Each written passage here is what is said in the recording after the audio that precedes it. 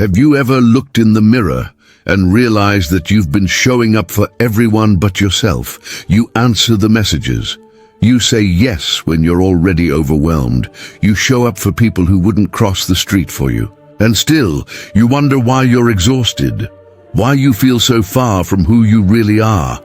Most of us are living on autopilot, constantly giving, constantly pleasing, constantly proving.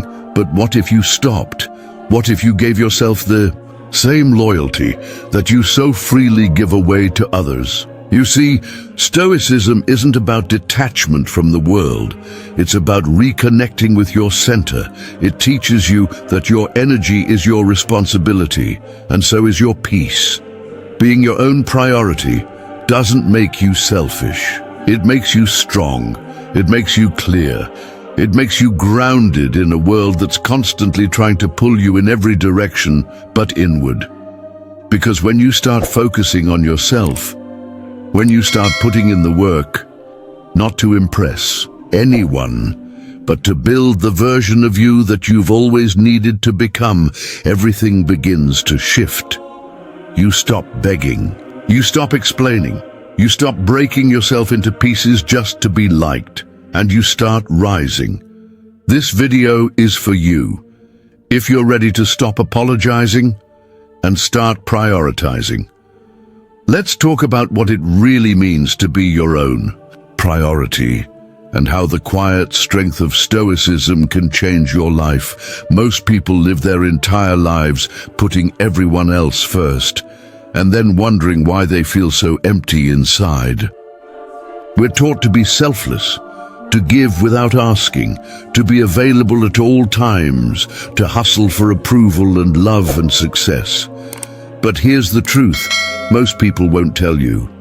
You can't build a strong life if you're constantly abandoning yourself. Stoicism reminds us, clearly and unapologetically, that the most important project you'll ever work on is yourself. It's not about being cold. It's not about shutting the world out. It's about getting so rooted in who you are that the world can't shake you. It's about creating boundaries that protect your peace.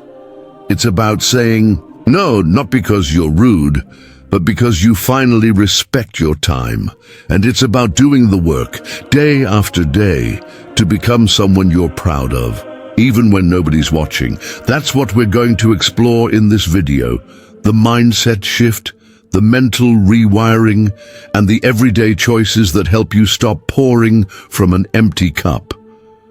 Before we begin, I would appreciate it if you liked the video, so you can help me continue spreading knowledge. If you haven't subscribed yet, I highly recommend you do so and activate the bell, so you don't miss any future videos on Stoicism and self-improvement.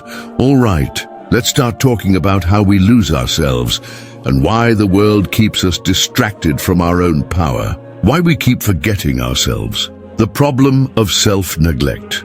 We live in a world that rewards self-abandonment and disguises it as being a good person. You're praised for being endlessly available, for saying yes when you're tired, for picking up the slack when others fall short. And slowly, without even realizing it, you begin to think that your value depends on how much of yourself you give away. It starts small. You skip your workout to help someone with a last-minute task. You answer texts when you desperately need rest. You sacrifice your time, your energy, even your dreams, just to avoid disappointing someone else. And here's the thing. Most people won't even notice the weight you're carrying, because you've trained them to expect it. You've become so good at giving that no one ever stops to ask what you need.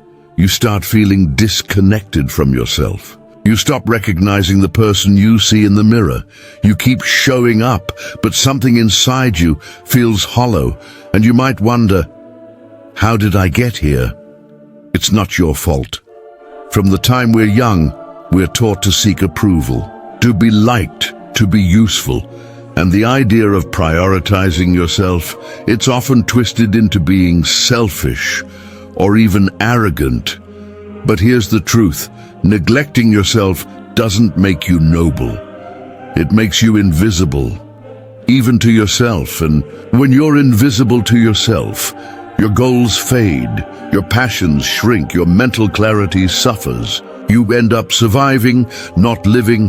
This is why Stoicism matters, because Stoicism teaches you to return to center, to reclaim your time, your focus, your peace. It reminds you that your mind is the only place you can truly control. And if you're not tending to it, no one else will. So the next time you feel guilty for choosing yourself, remember this: no one can pour from an empty cup. No one can grow when they're constantly being pulled in pieces, and no one can become great by constantly shrinking.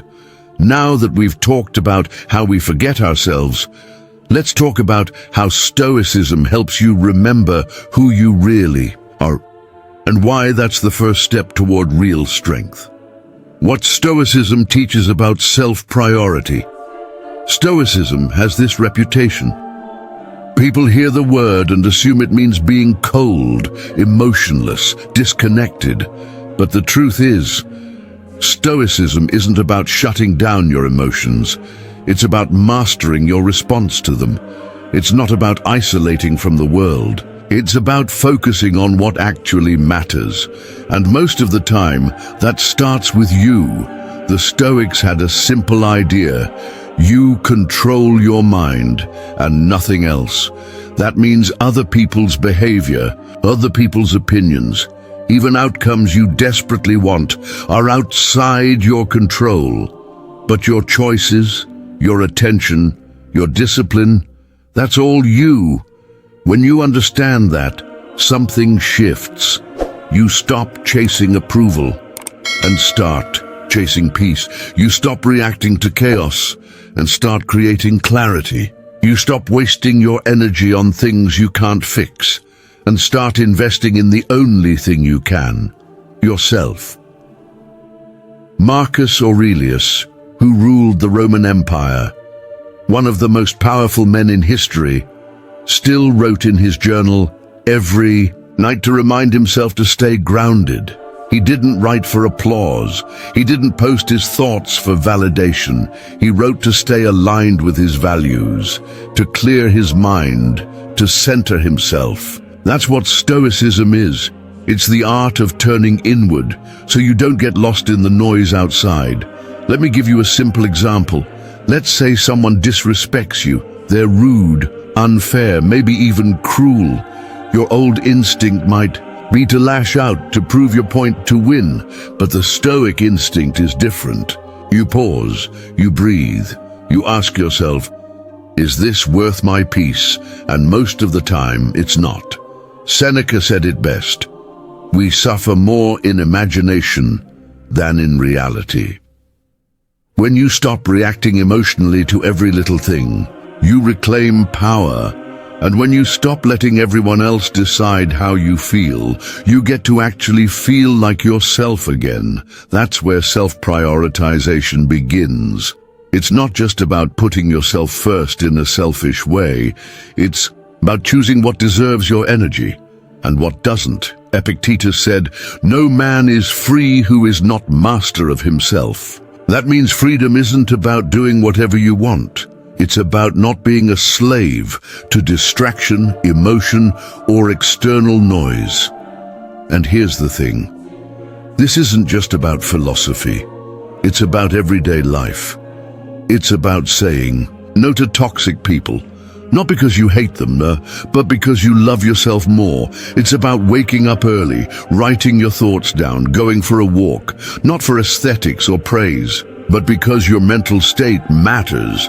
It's about being honest with yourself. What am I doing that drains me? What am I chasing that doesn't align with my values? What would life feel like if I finally chose me? These are Stoic questions, and they're not always easy, but they will absolutely change your life if you answer them honestly. So many people are out here chasing money, likes, relationships, attention, and wondering why they still feel so disconnected. But the Stoic path says, come back to center. Forget the noise, forget the race. Just ask, am I living according to my own values or someone else's version of success? Because if you're not aligned inside, nothing on the outside will ever be enough. The real glow-up, the real peace, the real power starts when you realize that putting yourself first isn't selfish. It's sacred, and once you make that shift, everything else gets clearer. Next, let's talk about focus. How protecting your attention is one of the most powerful things you can do for your mind, your goals, and your peace. Focus as a superpower. Let's be real. It's never been harder to focus than it is right now. Live in a world that's constantly buzzing, notifications, ads, opinions, endless scrolling. And the worst part is, we've gotten used to it. You pick up your phone for one thing, and 45 minutes later, you're watching a video you never needed, thinking about things that don't matter. It's not just a bad habit, it's mental chaos. And when your mind is scattered, your goals fade, your priorities blur, your sense of direction disappears. That's where Stoicism comes in, because one of its core teachings is that your attention is sacred. You don't give it away to anything that doesn't deserve it. Marcus Aurelius said, "The things you think about determine the quality of your mind." Let that sink in. Your thoughts shape your reality, and if your thoughts are constantly reacting to noise, you'll never hear your own voice. That's why focus isn't just a productivity hack, it's a spiritual practice. It's how you protect your energy. It's how you stay centered when the world is trying to pull you in 50 different directions, and it starts with noticing. Notice what steals your attention. Notice what leaves you feeling drained. Notice what you reach for when you're bored, anxious, or uncomfortable, because whatever owns your focus owns your life. Imagine what you could build if you gave your energy fully to something that mattered, something that actually aligned with your values, your peace, your purpose. Even 1 hour of undistracted focus can change your entire week. That's the Stoic way. Quality over noise, presence over pressure, conscious effort over scattered energy. When you train your mind to focus, you start showing up differently. You become someone who finishes what they start, someone who isn't swayed by trends or temptations, someone who doesn't need to prove anything because they're locked in on what truly matters. And here's something to really consider.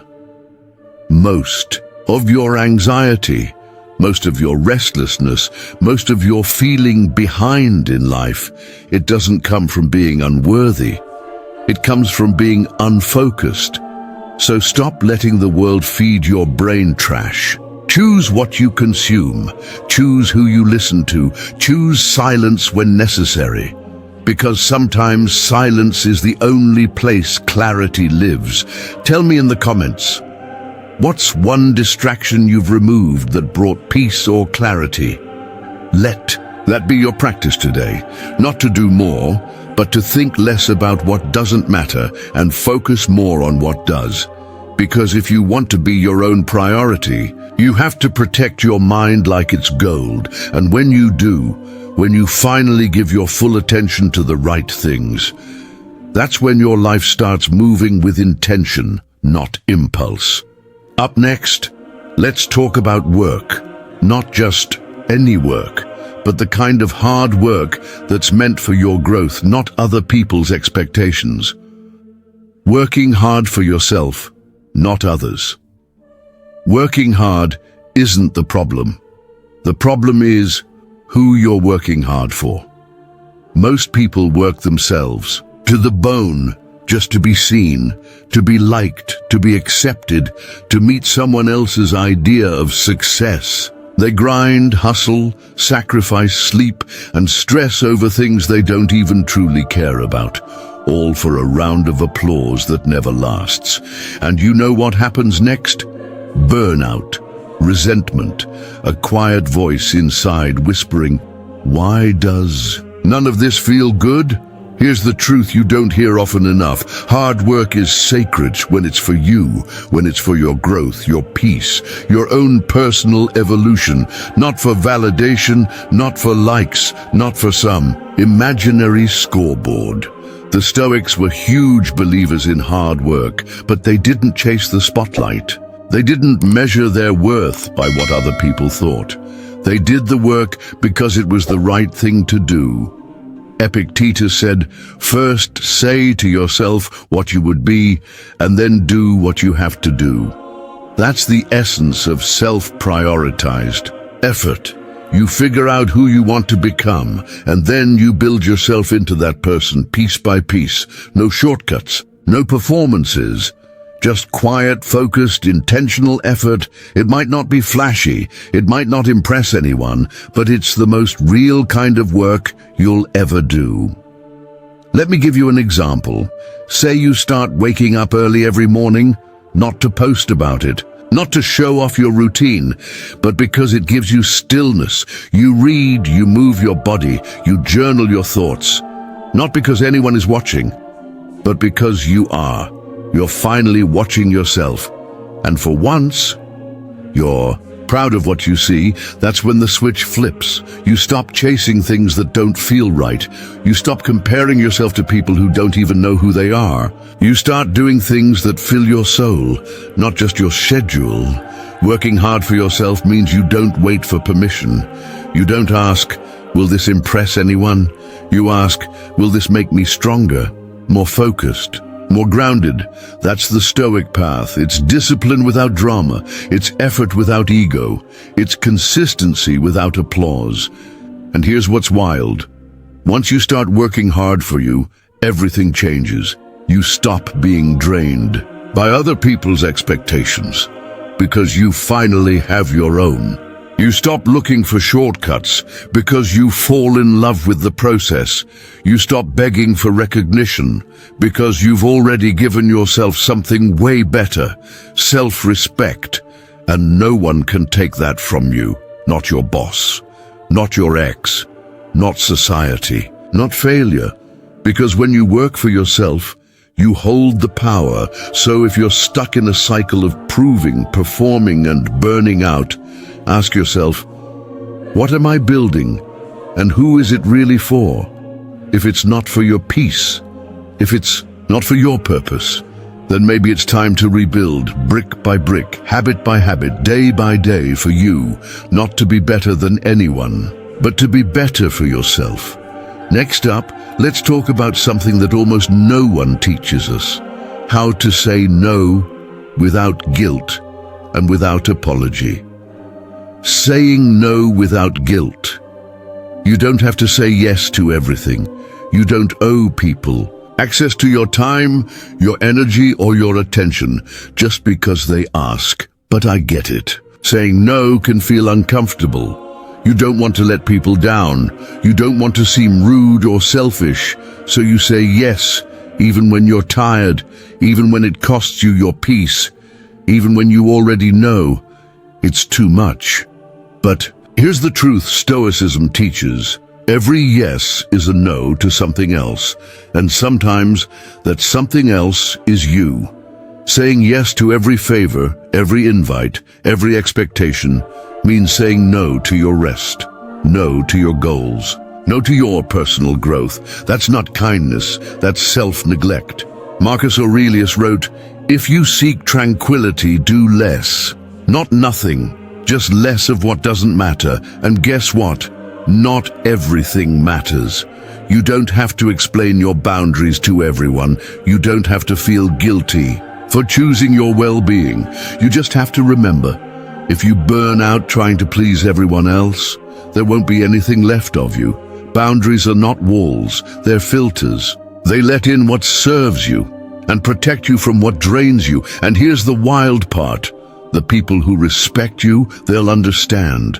They won't make you feel guilty for prioritizing your health, your space, or your time. The people who get upset when you say no, they're the ones who are benefiting from your lack of boundaries. Saying no isn't rejection, it's direction. It's you saying, this is where my energy goes and this is where it doesn't. It takes courage. It takes clarity. But the more you do it, the more you realize how powerful and freeing it is. So if you're struggling to set boundaries, remember this. You are not here to be available to everyone. You are here to become who you're meant to be. Let me know below, what's something you've said no to recently, and how did it feel? Was it uncomfortable or empowering? Either way, keep going. Because every time you protect your peace, you're telling the world and yourself that you matter. Now let's look at something really powerful. The daily Stoic habits that help you stay centered, focused, and anchored in your purpose every single day.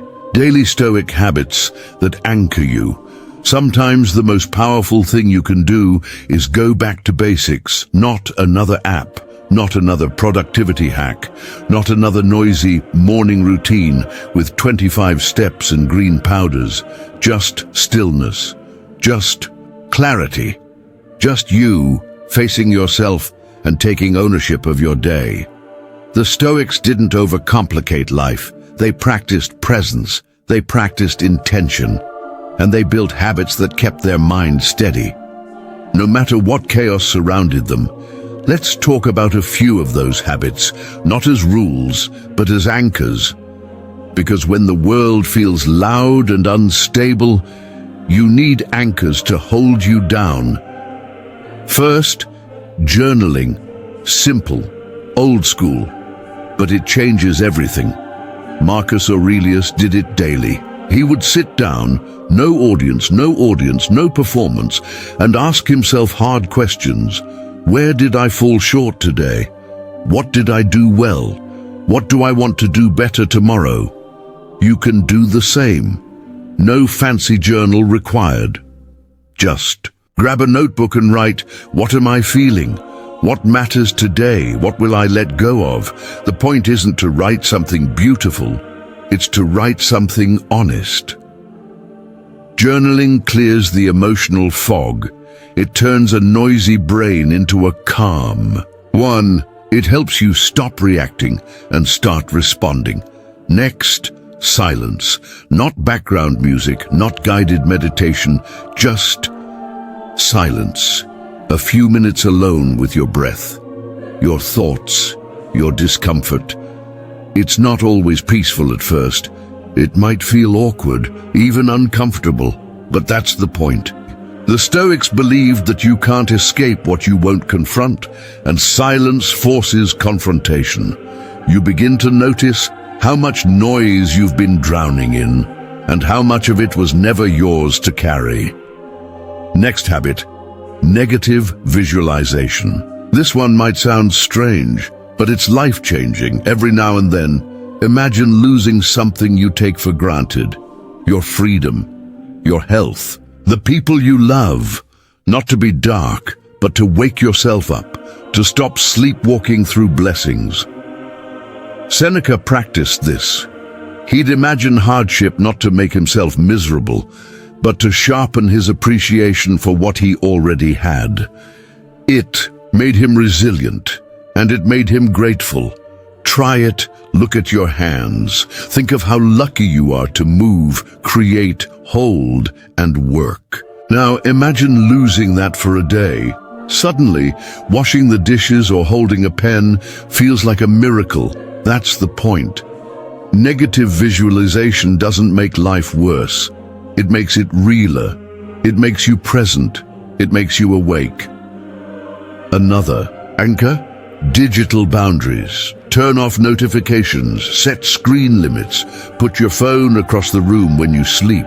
Not because phones are evil, but because your attention is priceless. And you can't expect peace if your brain is getting hijacked every 5 minutes.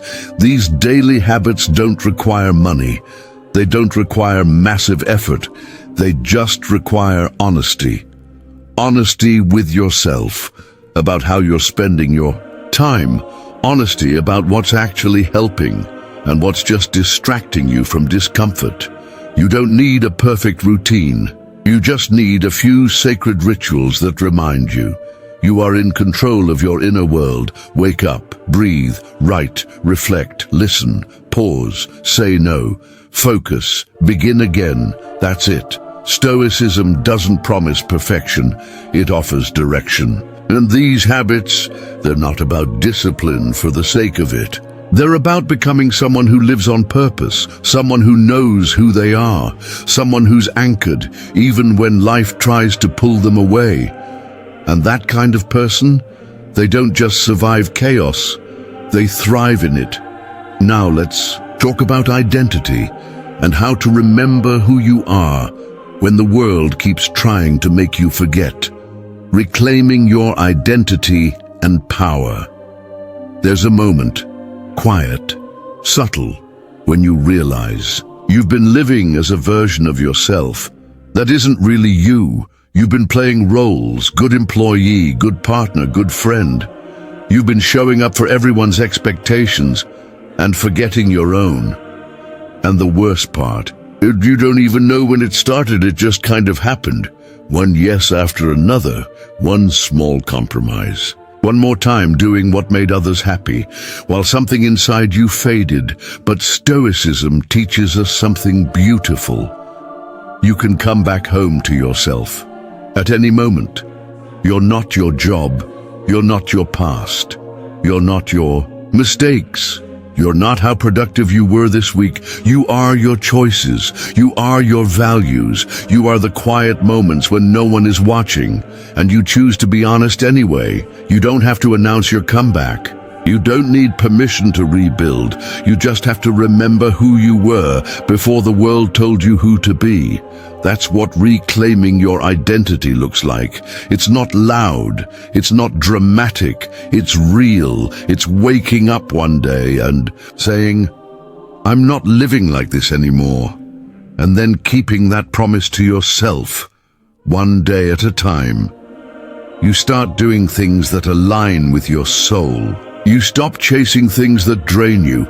You begin walking with quiet confidence because you're no longer pretending. The Stoics didn't strive to be impressive. They strived to be authentic.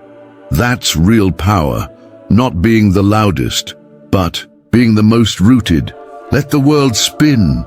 You've got work to do on yourself for yourself. Now let's bring everything together with one final reminder and a soft invitation to keep walking this path.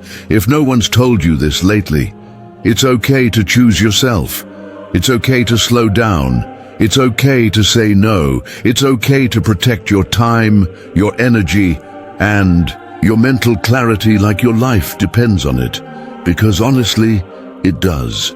You don't need to apologize for taking care of yourself. You don't need to feel guilty for creating boundaries. You don't need to explain why you're not available to be everything for everyone.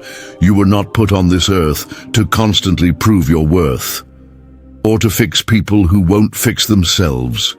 You were meant to grow, to build, to think deeply, to walk through this life awake, not lost in the noise. That's what Stoicism offers, not a rule book, but a reminder, a daily choice to return to yourself. Every morning, you get to decide, do I live for others' expectations today, or do I live in alignment with who I want to become?